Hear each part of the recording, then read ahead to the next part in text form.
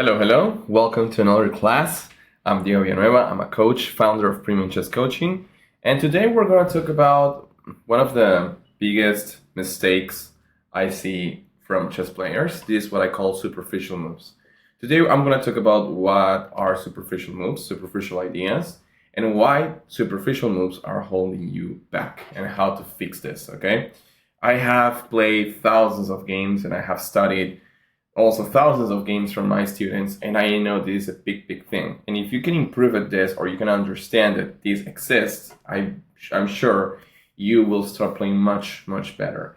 And in fact, this is a problem that it has to be with the habits of playing, okay? If you find this relatable, most likely it's because there's a habit in the way how you play. So let's see. So let's talk about the path to deeper chess thinking. If you want to come up with brilliant ideas, if you want to play great games, all right, you need to think deeply about your moves, which is the opposite of superficial moves, superficial thinking, or shallow thinking. Okay. Once again, I'm Diego Villanueva. I'm a coach. I coach adult chess players who want to improve their game without wasting hours. And today you will learn 4 things, okay? What superficial moves are, how stronger players think differently, what they quietly sabotage your games, why these superficial moves sabotage your games and results, and how to stop playing on impulse, starting today, all right? Actually, after this short video, I want you to open chess.com or Leechess and put this on practice and come back to the video and get some feedback, okay? Nice. So, this is a common scenario. I don't know what to do here. So think about it. You're playing your game, you're out of theory, you are not in the opening anymore, and the position is equal. Maybe you are slightly better, maybe you're slightly worse, but it's not a huge difference. And now it's your turn. There are no tactics, there are no plans, nothing obvious, okay? And you make a move that does something, all right? You make a move that gains space, you make a move that threatens something, you make a move that looks active, but all of a sudden, 3 moves later, that move is, your opponent proves you that move was a mistake, and you lose out of nowhere. Like, your position was okay, you just made a move that looked good in the moment, and it felt good in the moment, and all of a sudden now you're losing. What's going on, right? This happens quite often, and this happens because there's a lack of awareness on how you think and how you come up with moves. And something that I found is that these are what I call superficial moves. Making a move just because it looks good, and that's it. And here's the thing, if the most important criteria you consider to make a decision in chess is, it looks good, it feels good, I'm attacking something, it does something, then that's too vague. That's superficial. That's what I mean. All right. So you're not alone on this. Like, most people have problems on this, and for some reason, the mind acts weirdly when we're playing chess. You know, like we don't know what to do. We don't like that feeling of not knowing what to do, and then we see an idea that looks good, and we act on the impulse. Okay. I don't know what to do, so let me just try this. We fall in love with moves that, checks that look dangerous, threats that force reactions. We fall in love with feeling our position is going somewhere, okay, or our positions are going somewhere. We like that feeling, but we don't like to be in front of the chessboard without not knowing what to do. That's a bad feeling. Maybe your position is great, but not knowing what to do, it's something that usually kills people. But not because you don't know what to do. It's more about how you act about it. Okay? I know this can be a little bit abstract. So I'm going to show you an example from a game in the early 1900s from 2 elite players back in the day. And then we're going to back here, so you're going to understand this much better. Well, we have this position from Rudolf Spielmann against Savili Tartakower. Sorry, I don't know how to pronounce that name. I hope I did it correctly. But this, in case you don't know who they are or who they were great players back in the 1900s, in the early 1900s. They were part of the elite, okay? And in this position, the position is completely normal. If you take a look at the position closely, the material is equal, right? 5 pawns each player. It's the same actually, right? But white could be slightly better due to the fact that his pieces are better positioned in the center, and also the bishop pair are already pointing to the king side. For example, this bishop here, this bishop is, well, it's not doing a lot, but the knight is good, also attacking on g7. And there's some pressure on the king side from white's perspective. Also, there's pressure on b6 with the bishop and queen. And, well, the rook has already an open file. It's not enough for us to say white is winning, right? But white is slightly better. So, here black's position is not very easy to handle because, I mean, your bishop on d8 is not great, but you are not losing by any means. However, the game changed pretty quickly after the move knight to d5. Knight to d5 is a mistake. Now, this is the type of move that I consider a superficial move. I don't know exactly what this player was thinking when he played knight d5, but let's assume for a second that this person wanted to add pressure on e3, right? It's like, okay, my knight is not doing a lot. Let's put it on d5. I'm attacking this bishop, and I can start trading a bunch of pieces. For example, let's say that white doesn't do anything. I'm gonna show you this, right? Pawn h3, knight takes, queen takes, knight takes, and boom, bishop d5. All of a sudden, there's some pressure on white's position. And yeah, here white is not losing, but black's position is fine. You know, black finally can improve his bishop. The bishop on d3 attacking the king side, it doesn't matter too much. So I guess this was black's idea when he played the move knight to d5. This move is what I call a move that does something, but it's superficial because, well, first of all, it was a mistake. I'm going to show you why, but it didn't consider the strongest response and the strongest sequence of moves from white. And yes, I mean, if this works for black, then that's great. But the missing part is what is the best response from your opponent. And here white replied with the move bishop d4. And I guess here this is a move that black wasn't contemplating. Because after bishop d4, you're not only attacking the queen, you're also attacking on g7. For example, I mean, here the black queen can go anywhere. Like, there are many squares for the queen. But in fact, let's say you play, I don't know, queen b8, all right? Just so you understand the purpose, I can take on g7 with my knight or with my bishop, and that's not good. You're losing a pawn, and also your king is going to be very exposed. I mean, I can play queen h4 later with the bishop here and my queen here. This doesn't look good at all. Right? Oh, wait, by the way. First of all, I can't play queen h4. But you get the point. I can, at some point bring my queen. For example, I can play queen c2, right? I could prepare that idea. I don't have to play queen h4 right away. I can retreat the knight first, knight to g7. I can retreat the bishop to c3, put the queen on d4. I can try some ideas to attack that king. Also, I can play queen to c2, adding pressure on h7. I have multiple ideas. At the end of the day, the problem with black's position is that you're losing a pawn, and now your king is extremely weak, right? In just one move, like out of nowhere, okay? Out of nowhere, knight d5, bishop d4, black is in trouble. How many times you have encountered a position that you were playing a normal game, then you made one move that made sense, like a threat, like a pawn move where you attack your opponent, and then one move later, you're in trouble, or you were in trouble. It's like, or it feels like you created your own problems. And that's something that happens when you make this type of superficial threats, It's like throwing a punch, but that is very easy to defend. In this case, bishop d4, now black is in trouble. Luckily for black had to move queen f4, and that move protects g7 without protecting g7, because, for obvious reasons, you can't take since the queen is attacking the rook. But white just simply played rook e1. He played this move, and from here you don't have a lot of options. If you play g6, for example, to avoid the capture, then, I mean, you gotta be careful because there are some stuff with knight h6. I mean, maybe g3 in this position, and then this move is coming. That's gonna be a checkmate. It's pretty nasty, right?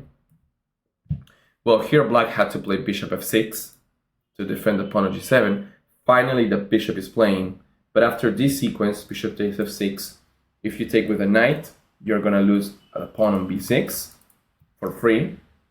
Okay, white is gonna have a pawn for free, and that's why black captured with a pawn on f6. I know this move is weird, it's not the best move. I guess that here black wanted to keep that pawn on b6, but the solution actually is worse because, you know, after g3 attacking the queen, queen to c7, this king is very exposed. Queen to d2, this queen is going here, by the way, and here black played the move queen to c3. And now white simply played the move queen h6, sacrificing the rook, because after this, in bishop f1, you can't prevent the checkmate on g7. I know that, you know, most of your opponents won't open the king this way. I think, like, right now, you have to keep an eye that this game was playing 1900s, okay? And these were very good players, all right? Maybe black miscalculated some stuff. But you most likely, these days, if you have a position like this, most of your opponents would capture with a knight instead. But even if you do this, queen takes b6, and white is attacking here, white is going to grab this at some point. Not now, maybe knight e7 first, check, and then bishop takes e6. The point is, doesn't matter what happens, white is going to have 2 extra pawns, okay? And look, the position was completely fine. But in this point, black, instead of finding a better move, for example, a better move could be g6 just to close this diagonal, right? And the game can continue. It's not going to be an easy game, but you're not losing by any means. But if you play knight e5, then bishop d4, and you're in trouble, and big trouble. And the thing is, black miscalculated this position. Again, knight e5 looked great, like you're improving the knight, you're attacking the bishop, but it was superficial. And that's exactly what I want to teach you, so you start preventing these type of moves. This is kind of abstract, to be honest, but this is one of the main reasons why people lose games. So keep an eye on that. So let's talk about the real problem, superficiality, right? Most players ask, does this move do something? But that's not enough, okay? A superficial move is based on first impulse, okay? It's like when you don't know what to do and then you see a light in the corner and it's like, oh, if I move this bishop, I'm gonna check the king. That looks good, right? And bam, you make that move. And sometimes it can work, but if you don't follow a systematic approach, then you're gonna miss opportunities, all right? So a superficial move is based on first impulse. That means reacting without deep consideration of the consequences or long-term implications. A superficial move a superficial move lacks purpose or follow-up, all right? It's an isolated move, a move made in isolation without a clear plan for what comes next, okay? It's like, okay, if I move my bishop here on c3, I give a check, and then I'll figure it out. Oh, if I do this, I'm not gonna attack, he's gonna move the king, and then I'll figure it out. Every time you catch yourself being like, let me make this move, I'm gonna attack him, he's gonna react, and then I'll figure it out, that's superficial, and that's something you should avoid. And also another characteristic of a superficial move is that it looks fine, but collapses under pressure, okay? It appears active or reasonable, but crumbles when met with a strong response, okay? So keep that in mind. So yeah, basically here we're studying the mindset of a weak plan, right? And there is the weak plan and the strong plan. This is what I call the strong player's mindset. A weak plan or a weak mindset, it looks like, oh, this move looks good. It's more like, okay, it's my move. What's the best move here? I don't know. And then the time is, ticking, and ticking down, and you're like, oh my God, I'm 1 minute, 2 minutes, I can't find anything. Oh, wait a second, this move looks good. If I push my pawn here, I'm gonna attack his rook. So let's do it. Let's go, let's do it. Okay? Because I need to make a move now. So I'll pick the one that feels right. That's not good, okay? That's not good. Rarely you're gonna make a move. You're gonna find a good move thinking like that. If you think like that, it's okay. It's not like, this is something you can fix, all right? All this stuff is something you can fix. But it's important that you know this exists and this is a thing, all right? Otherwise, you are not going to fix anything. What is what I call the 2000 player mindset or the strong player's mindset? Because I want you to see the difference, the contrast, okay? Every 2000 plus player like me, we think in a different way. It's more like, okay, if I play this, my opponent might do A. And if he make this A move, I'm going to play B. And if they surprise me, I have a backup. And also we think, what are all the possible responses? Okay? Strong players play with depth, not impulse. We analyze, we seek information from the position, we study the position, we try to understand the position from different angles, and we calculate, we test ideas before we make the move. And they are okay with not knowing what to do. All right, this is a big one. You should accept that you won't have an answer for every scenario, but you will find one. Okay? This is a very big one because I coach people who are, I don't know, this might be a little bit funny, okay? But I have people that are business owners. I only exclusively work with adult players, okay? So I work with people who are very, very smart, every people who play chess is smart, but business owners, people who work for Google, that works for Meta, IT professionals essentially. And these are smart people, okay? But for some reason, when they're in a position when they're clueless, they don't like that feeling. They don't like the feeling that, oh my God, I don't know what to do. And I don't like that. I don't like to feel that. I don't like to admit I don't know what's going on in the chessboard. It hurts their ego. And if that's relatable for you, it's okay. I completely understand it, but you should be okay with that, all right? Even if you study an opening, even if you study the middle game that comes from that opening, it's impossible to know every single position. You are not Carlsen Magnus, you are not Gukesh, all right? Even they also struggle to know everything. But my point is, accept that sometimes you won't have an answer, but don't act, okay? Don't act like you know the answer. Be okay with it. Be okay with it. Accept that feeling and seek better ways of getting finding the answer. And I'm going to show you a framework, okay? I'm going to show you a framework. So this is what I call replace your thinking model. I want you to go from one to the second one. So here's the thing. This is how all we start, okay? I don't want to say this from a place of superiority, even if I'm a strong chess player, all right? And my rating is part of the 1% of the world. I started just like you, okay? And I understood my weak habits, all right? Every time I catch myself in a situation where I don't know what to do, I used to be the type of guy that, I'm going to do this. I'll pressure something. If I push this pawn, I'm going to gain more space, and I'm going to push the knight back. This should be good. Bam. I make my move. And it turns out to be that I had better options, okay? Another weak habit could be following one criteria or no analysis or calculation at all, lack of depth. I don't want you to be that player. I want you to be the other one, the one who has a stronger habit, okay? If you don't know, it's okay. I don't know what to do here, but you know what? I will observe the position. I'm going to gather information. I'm going to seek information. What is the position telling me? What are my strengths? What are my weaknesses, all right?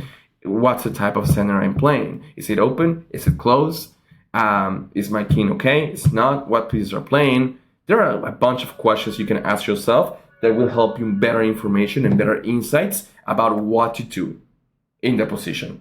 So if you don't know, it's okay. Observe, create a plan, and test ideas in your mind. Calculate them, and have an answer for the answer of your opponent.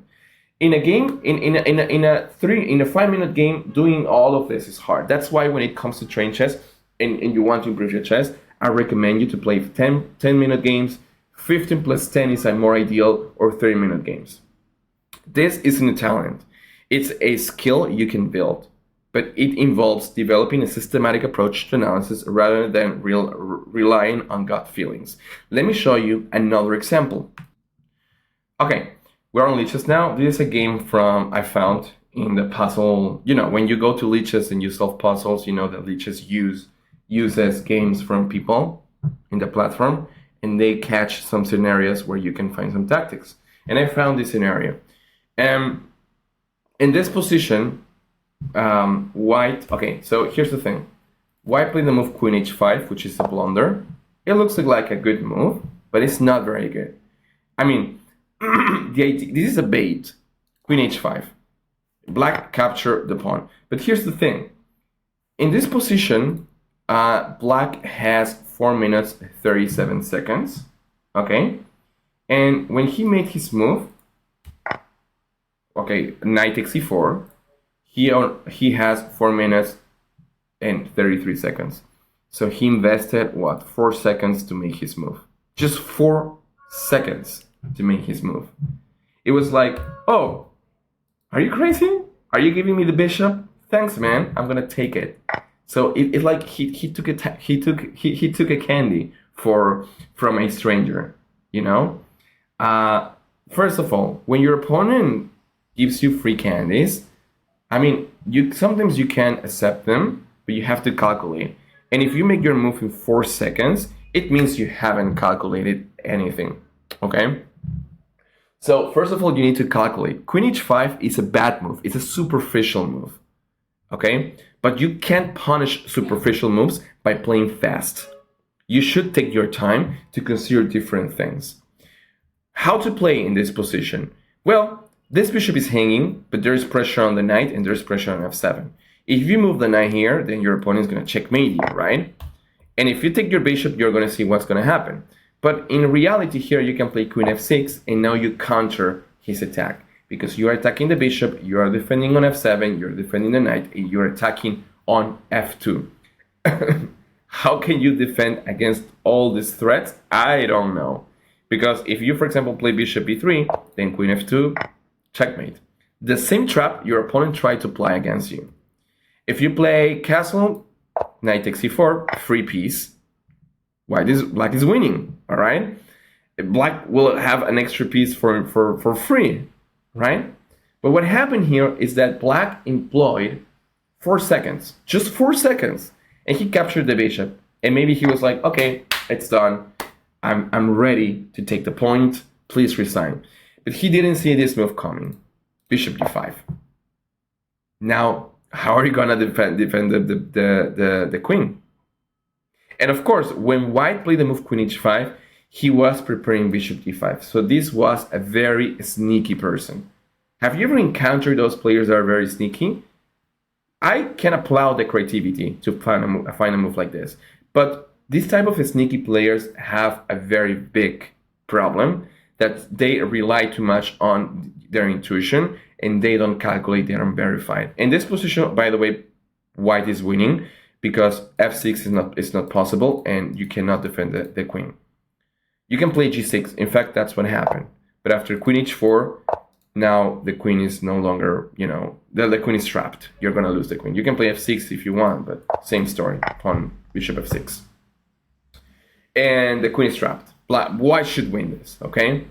But the thing that this player didn't consider is, what if your opponent doesn't take? I mean, after here, he didn't consider, what if my opponent doesn't capture my bishop? He didn't consider that. He played the superficial move. Maybe he calculated some stuff, but even if you calculate, that doesn't mean your idea is deep.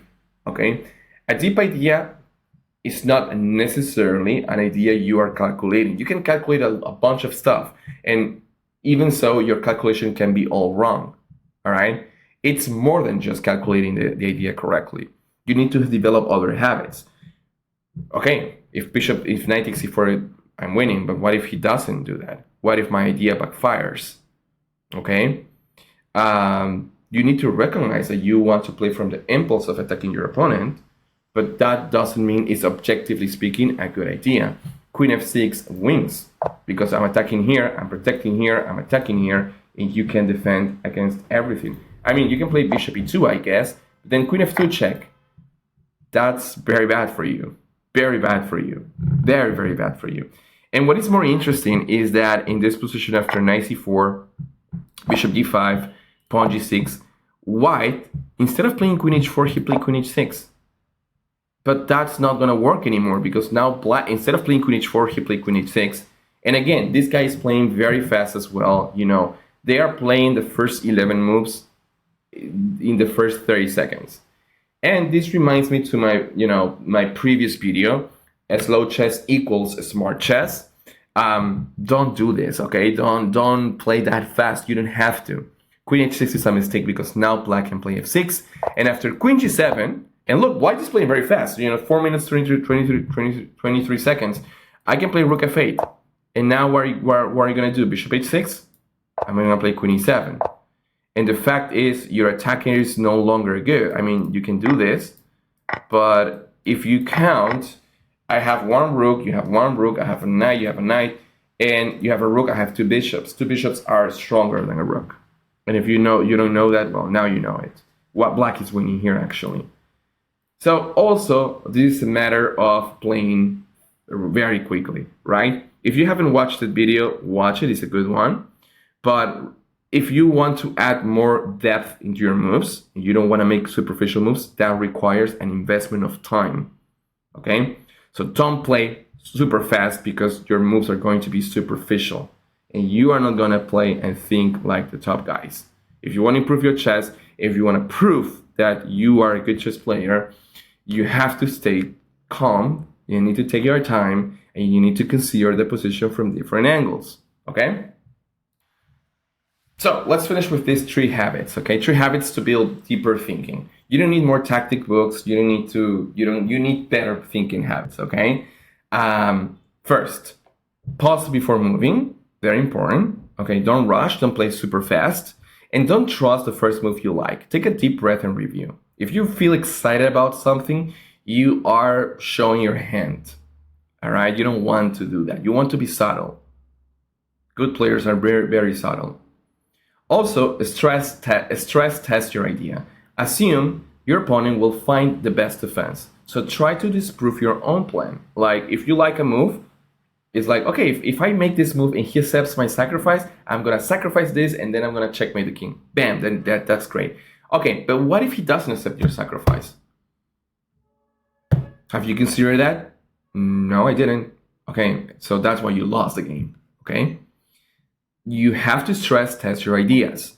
And the third component is don't settle for pressure. Look for improvement and coordination across all your pieces, not just fleeting threats. Sometimes you don't even need to threat anything. You just need to improve your position a bit or restrict the position of your opponent a bit. Okay? But if you fall in love too quickly about a good move, no, don't do that, okay? Be more selective with the stuff you consider. Implement these habits consistently and you'll notice a significant improvement in your strategic understanding. Now, as always, I want to remind you that I have a course called Daily Chess Wins, okay? In this course, you will find a practical guide on how to find better moves in a shorter period of time, okay? In this course, Daily Chess Wins, I'm going to show you the process I follow to understand positions better, the type of questions I ask myself to find better moves, rather than just make a move just because it looks good. That's never my reason, and that shouldn't be your reason. You should add new and better criteria to make a better move. So in Daily Chess Wins, I'm going to show you that you can get this system for $5. Once you make the payment, you are going to get an email about that. Check your email, you will get it there. And I have some bonuses for people who get inside, okay? I'll show you how to stop making random moves and start making smart decisions that lead to real wins. You will find the link below. And well, I think it's a nice way of getting inside of my world so you can learn more and better tips. Here's the link, okay? And well, I hope that this explanation makes sense.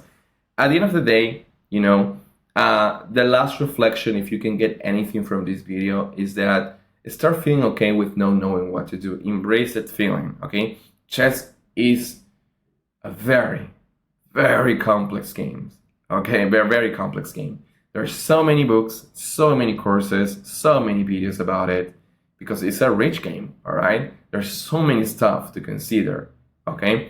But rarely people talks about what's happening inside of the player. And at the end, your emotions can ruin a perfect game. and that's very frustrating. All right. So if you're the type of player that try to be more aware of how you play.